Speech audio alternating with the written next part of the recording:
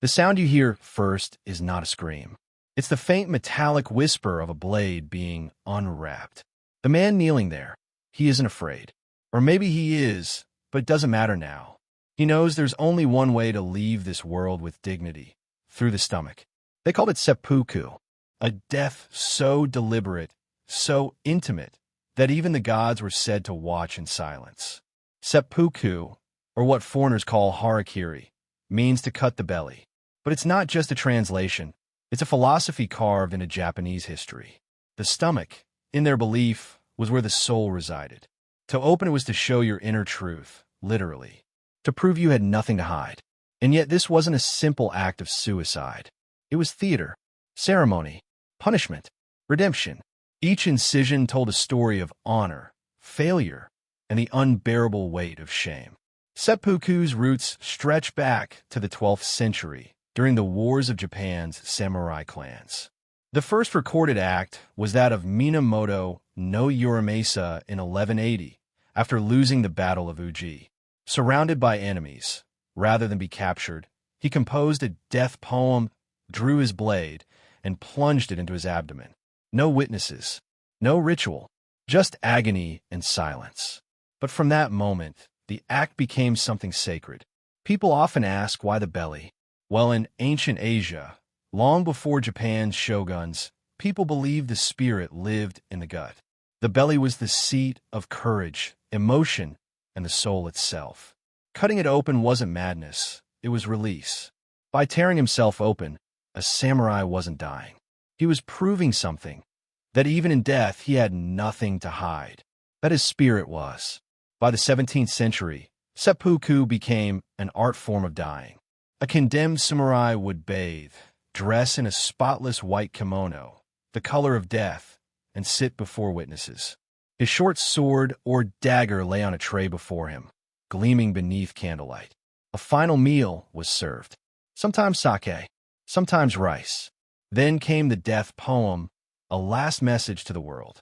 No tears, no begging, just quiet words of farewell. When a moment came, he would grip the blade with both hands, press it against his abdomen, and cut from left to right, slowly, cleanly. Then upward. The motion formed a shape like the letter L. There was always another man, the kaishakunin, the second. His task was to end the suffering with one precise stroke.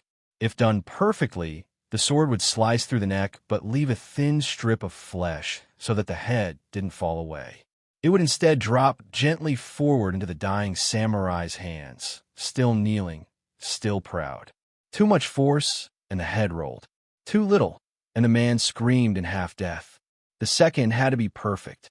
Women, especially the wives of samurai, also performed seppuku, though rarely. They tied their legs together before dying, to remain modest even in death. For them, the act wasn't about shame. It was devotion. Many followed their husbands into death to avoid capture or dishonor. It was called jigai, a quieter but no less horrifying kind of courage. Seppuku came in two forms. Voluntary, when a samurai chose it himself. Maybe he failed his lord.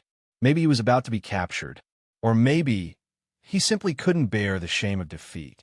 Then there was obligatory seppuku, forced upon disgraced warriors. After 1600, the Tokugawa shogunate turned it into a formal execution method for samurai. Instead of being beheaded like common criminals, they were allowed to die with honor. But make no mistake, honor didn't lessen the pain. If the condemned faltered, the blade might miss its mark. Some fainted, others screamed before the second struck. The most famous seppuku of all was that of the 47 Ronin in 1703. They had avenged their lord's death, killing his enemy in cold blood. But revenge, even righteous, was still illegal. The shogunate gave them a choice, execution or seppuku. They chose the blade. One by one, 47 warriors opened their bellies and died in silence. Even now, Japanese children visit their graves at Sengakuji Temple. Let's not romanticize it. Seppuku was hell on earth. Medical records from the 18th and 19th centuries describe men who lived for hours after opening their abdomens. One samurai in 1754 survived 14 hours after cutting a 5-inch gash. Another, the zealot Takayama Hikakuro, 1747 to 1793, lived 19 hours, intestines completely severed. The pain depended on the sharpness of the blade, the depth of the cut, the man's strength, and whether he hit the mesenteric artery. If that artery was cut, death came fast. If not, blood loss took hours. In 1582, Japan's most powerful warlord, Oda Nobunaga, was betrayed by one of his generals. Trapped inside Honnoji Temple as it burned, he chose not to run. He performed seppuku amid the smoke, his loyal retainer finishing the job. His death became legend. The fall of a titan who'd rather burn and bleed than be humiliated. Not all seppuku happen on battlefields. Sun no Rikyu, the great team master, was ordered by his lord Toyotomi Hideyoshi to commit seppuku in 1591. The reason? Politics. Pride. Maybe jealousy. He performed it like art. Quiet, graceful, with the same precision he used to pour tea. That's how deep the ritual ran in Japanese culture. Seigo Takamori, the man who led the Satsuma Rebellion in 1877, became known as the last true samurai. Wounded, surrounded, and out of ammunition, he chose the old way. He cut his abdomen open before one of his men decapitated him. With that, the era of samurai died with him. Then came Yukio Mishima in 1970, a novelist, actor, nationalist.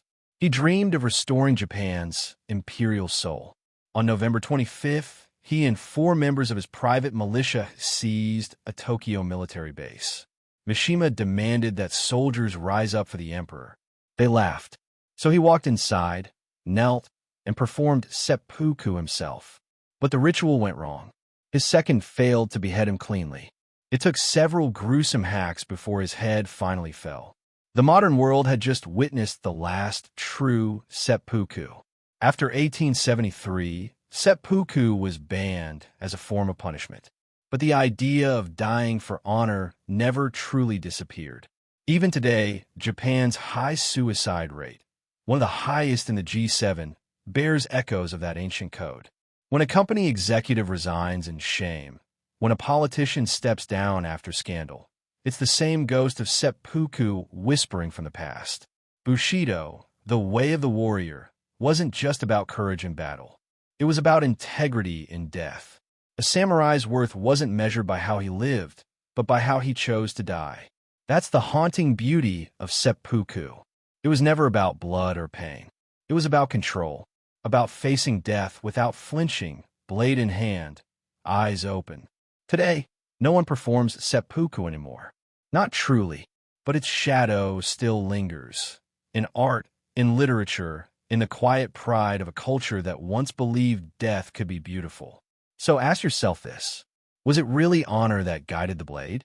Or was it just another way for man to control the one thing he fears most, his own end?